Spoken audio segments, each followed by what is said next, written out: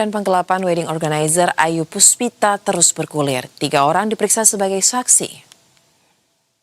Oke, kita mulai ya. Direktur Kriminal Umum Polda Metro Jaya, Kombes Imanuddin menyampaikan 3 orang berinisial B, H, dan R diperiksa sebagai saksi.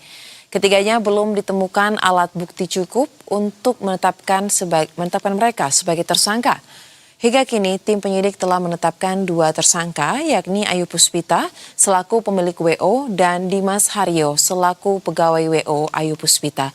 Keduanya telah ditahan setelah penyidik memperoleh alat bukti yang cukup.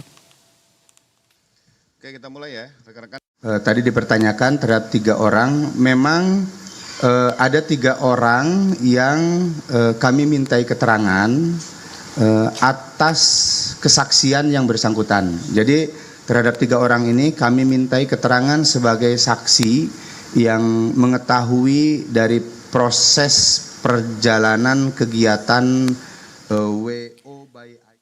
Polisi mengungkap sistem bisnis wedding organizer Ayu Puspita Sejahtera yang melibatkan banyak klien merugi. Dalam menjalani bisnis, tersangka menggunakan sistem gali lubang tutup lubang untuk menipu ratusan korban.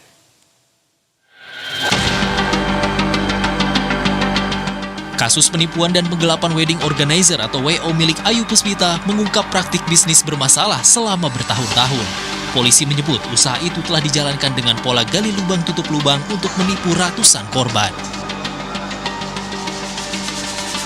Direktur Reserse Kriminal Umum Polda Metro Jaya Kombes Pol Imanuddin menyebut Ayu memakai modus paket pernikahan dengan biaya murah, serta memberikan berbagai fasilitas tambahan seperti paket honeymoon keluar kota. Untuk menambal kerugian pada pendaftar pertama, Ayu akan tutupi dengan biaya dari pendaftar berikutnya. Memang di dalam menjalankan bisnisnya ini, tersangka dengan sistem gali lubang tutup lubang.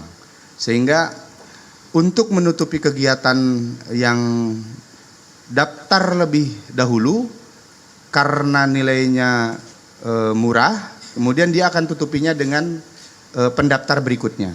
Begitupun selanjutnya, sehingga pada akhirnya setelah sekian lama berjalan, ini menjadi satu kerugian yang besar yang harus ditanggung dan tersangka tidak bisa memenuhinya. Tak hanya itu, dana hasil penipuan dan penggelapan itu digunakan untuk kepentingan pribadi, mulai dari membayar utang hingga berlibur ke luar negeri. Dari keuntungan yang diperoleh atas perbuatan yang dilakukan oleh para tersangka ini digunakan untuk kepentingan pribadi, baik itu untuk membayar cicilan rumah, kemudian untuk kegiatan jalan-jalan ke luar negeri, dan untuk kepentingan-kepentingan pribadi yang lainnya.